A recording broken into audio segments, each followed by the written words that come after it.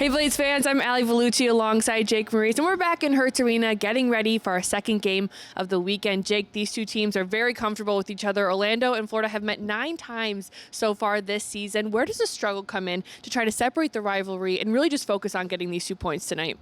Well, majorly it comes in after the whistles, where you want to make sure that you keep your head on straight, just skate away. Of course, stand up for yourself if Orlando's trying to take advantage and go after your goalie late to try and poke a puck through him or something like that. You want to be there for your teammates, but you also want to just keep yourself out of the penalty box. Yesterday, Florida took 5 penalties against Orlando. Yes, they were able to kill them all off, but you don't want to put yourself into a situation like that where you have to kill off penalty after penalty, because Orlando is a very talented team and eventually they're going to get you. Just keep your head on straight and you'll be in a good position to get the 2 points. For Xavier Cormier with a goal and an assist last night, he's definitely found his footing since he's been sent back to Charlotte. He doesn't have a ton of size, but he is a big presence up front. Where does his game excel with the Florida Everblades style play? Well, he's another one of the rookie players. Guys like Oliver Chow, Nathan Staios has just gotten more and more comfortable as the season's gone along. I think that trip up to Charlotte did him some good for his confidence as well.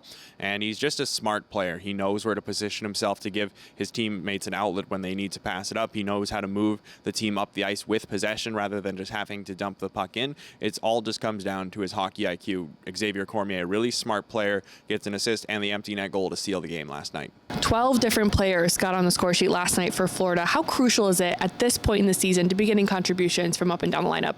It's big. It's going to be the difference between getting wins and losses, especially as the points become more and more valuable as the season moves along. Last night, in a minute and 18 seconds in the first period, when Florida needed goals, they got goals from all 3 of their main forward lines. First, James McEwen's line, then Cam Darcy's line, and then right after that, Joe Pendenz's. All 3 of them contributing, building that lead that Florida never relinquished throughout the rest of the game. You can't win in this league if you only have one line going night after night. You need offense from everywhere. You need goals from your back end like they got last night with Cole Moberg. You need your bottom 6 coming through like they had with James McEwen. So it's great to see the Everblades forwards and defense really rolling right now offensively. This makes now 18 goals for Florida in their last 3 games against the Solar Bears. Let's talk our all-star goalie, Cam Johnson. 41 stops last night. It's a season high for him. Players love having him in the crease. Head coach Brad Rolfe has said it all season long. They play more confidently when he's backing them up. This is going to be his first all-star game next Monday in Norfolk. What has set him apart from all the other goalies this season? Reliability. He's very near the top in terms of wins throughout the season, tied for the league lead in shutouts. He's just, as you mentioned, he's a guy that every time you have him in your crease, you know that, yeah, even if I make a mistake in my own zone, even if I don't make the right play, Cam's going to be there to back me up and make the big save like he did 41 times last night in a season high, and picked up an assist for himself as well on the empty net goal to help seal the game. So Cam was contributing all over the ice last night, not just in the crease. So Johnson, yeah, he's a very well-deserved all-star, certainly the all-star for this team this year, just like he was in the playoffs last year when the Everblades won the Kelly Cup. And for the Everblades to have a chance at a repeat title, they just need Cam Johnson to keep playing like he is, because if he gives more efforts like he did last night, then the Everblades are going to be a very tough team to knock out. Florida's penalty kills on a little bit of a streak here. 7 for 7 in the last 3 games. We've seen them struggle a little bit on special teams this season so far. Where have you seen the momentum or maybe the chemistry come back into play, especially for the PK unit?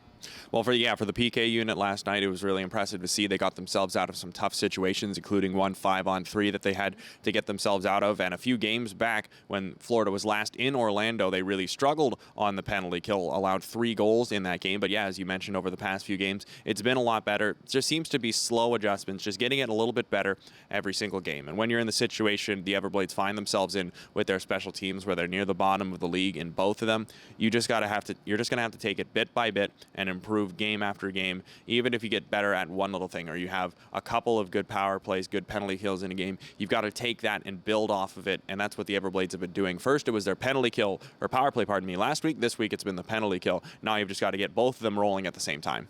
More of our pregame show magic. It's easy to pick players when we have 12 guys on the score sheet last night. Jake, who you got for tonight?